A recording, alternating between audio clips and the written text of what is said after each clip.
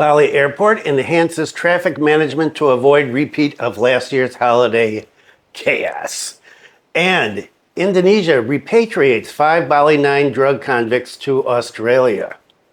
Wow, that has been a long time since I've heard about that story. Stay tuned for details on these and other stories.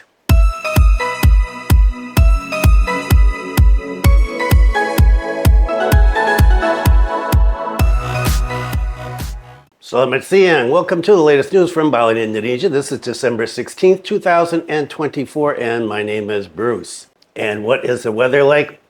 It is raining again. It rained last night, rained today, rains all the time. Well, I guess it's good for the environment, but I've got the storm shutters down, and it's just life in the rainy season, and only another, 4 or 5 more months to go.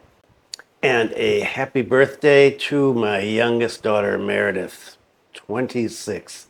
Amazing. Wow. Okay, let's get into it. Bali Airport enhances traffic management to avoid repeat of last year's holiday chaos. The airport in Bali has enhanced its facilities and traffic management ahead of the 2024 Christmas and New Year holiday to avoid a repeat of last year's traffic nightmare. And it was. You remember people walking down the road pulling their suitcases because of the traffic. On December 30th, 2023, traffic peaked as travelers flocked to the airport. Many were forced to abandon their vehicles and walk, with the typical short journey from Kuta stretching into hours. The airport expects 1.3 million passengers, an increase of 10% compared to last year's 19-day festive period, and has optimized security checkpoints, added vehicle lanes, and implemented cashless parking to improve efficiency. Adjustments have been made in terminal areas prone to congestion, including changes to the layout of security checkpoints. As a result, the number of security checkpoint lanes has increased, according to the general manager of the airport. He explained that security checkpoint lanes in the domestic terminal on the first floor were expanded from 3 to 5, while the second floor now has 4 lanes instead of 3. Additional X-ray machines have been installed in both domestic and international terminals. Other optimizations include improving ground traffic flow to reduce congestion by adding more vehicle lanes. We've added several access points for vehicle lanes. The lanes are now wider, and traffic flow is also supported by the implementation of a cashless payment system. I'm not sure how that one works, if you don't know. To ensure smooth operations during the holiday, the airport will collaborate with security forces, local government authorities, and traditional village leaders. We will deploy joint officers at key congestion-prone points such as Dewi Sartika intersection, Kubu Anyar, and the Patung Kuda intersection. Within the airport, an integrated command post will operate 24/7 starting on the 18th and go until January 5th to monitor aircraft and passenger movements. The Badung Regency Administration is also taking measures to prevent severe traffic congestion during the year-end holidays, as the number of tourists is expected to rise. South Badung, home to popular areas like Canggu, Seminyak, Lagian, and Kuta, is predicted to experience heavy crowds, especially with many domestic tourists arriving for Christmas and New Year's celebrations. In order to repeat last year's traffic nightmare, where thousands of travelers were stuck in hours-long jams, Deputy Regent calls for active involvement from local village officials. He also highlighted the importance of coordination with the police and deployment of the transportation agency to manage traffic flow effectively. So hopefully it will not be a mess like it was last year, and we'll see. Because, people should be coming in soon. And I just saw a video over Bobo's channel, and he was wandering around at Poppy's Lane 2, and what was the other one? Benasare, I think. And it looked pretty dead, actually. Maybe because of the rain, I don't know. Maybe because people haven't started flowing in here yet. Just have to wait and see on that. And what about the Bali Nine? You remember the Bali Nine? This goes back, I think 20 years or so. Indonesia repatriates 5 Bali Nine drug convicts to Australia. The Indonesian government has completed the transfer of 5 Australian citizens to their home country. The 5 are death row inmates in the Bali Nine drug case. The Coordinating Ministry for Law, Human Rights, Immigration, and Corrections confirmed the completion of the process. The deputy coordinator for Immigration and Corrections said the transfer of prisoners took place on Sunday. The 5 remaining prisoners in Bali Nine case were transferred from Bali on Sunday morning, and they landed in Darwin, Australia. The handover was carried out at VIP 2 Gedung Sarwati at the airport. The handover of prisoners was carried out by a number of officials from the Indonesian Directorate General of Corrections to the head of Class 2A Kerobokan Bali Penitentiary. Meanwhile, the Australian government was represented by Minister Counselor Home Affairs Lauren Richardson and several representatives from the Australian Embassy in Jakarta. The signing of the practical arrangement regarding the transfer between Indonesia and Australia was carried out virtually on Thursday. Indonesia was represented by the Coordinating Minister for Law and Human Rights, Pak Mahendra, while from Australia it was Minister of Home Affairs Tony Burke.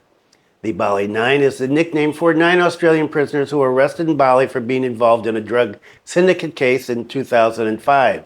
They were proven to have smuggled 8.2 kilograms of heroin. There are now 5 Bali Nine prisoners left in Indonesia. 2 prisoners were executed in 2015, 1 was released in 2018, and 1 died while serving his sentence in 2018.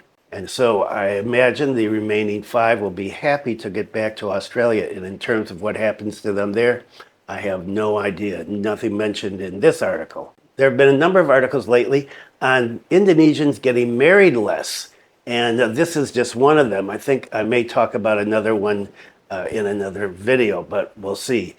Let's take a look at this one. Fewer marriages among young Indonesians hurt wedding industry.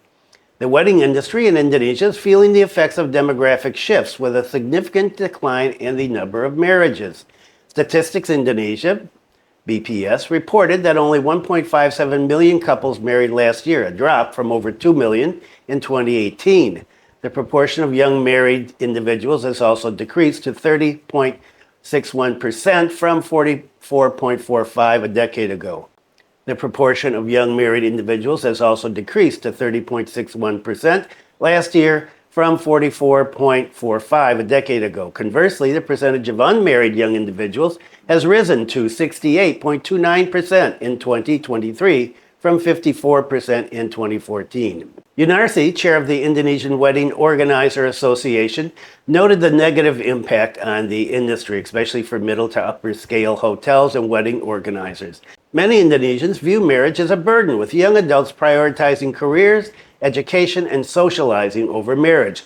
The cost of starting a family and rising living expenses also contributes to the reluctance to marry. The average age of marriage has increased to 22.3 years in 2023 from 20 years in 2012. One wedding organizer in Surabaya has felt the decline, with his business seeing a 30% drop in bookings and the highest cancellation rates this year.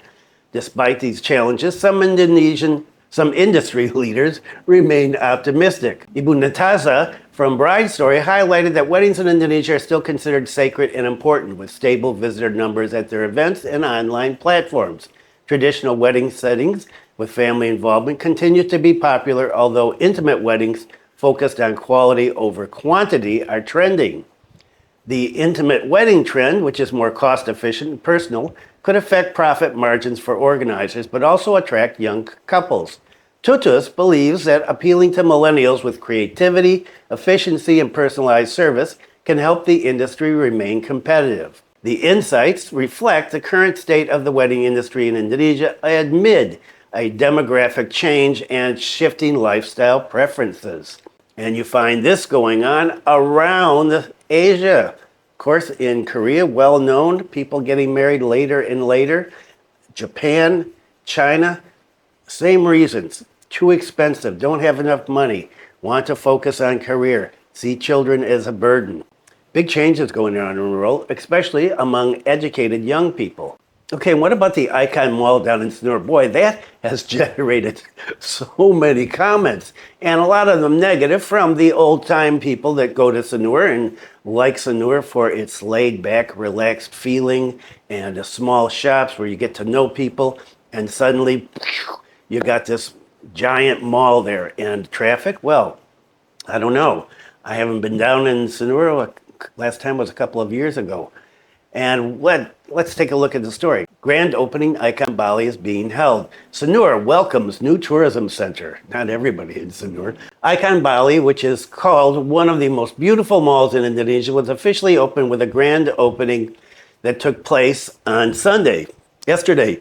Located in Sanur, this mall is expected to become the newest shopping, cultural, and entertainment tourism destination, while also boosting the appeal of Sanur area as a world-class destination. Following the soft opening held last June, Icon Bali presents a series of celebrations for 7 days and 7 nights, starting from contemporary Balinese dance parade, fashion show, art competition, and music concerts. The peak of the event is marked by a spectacular laser show.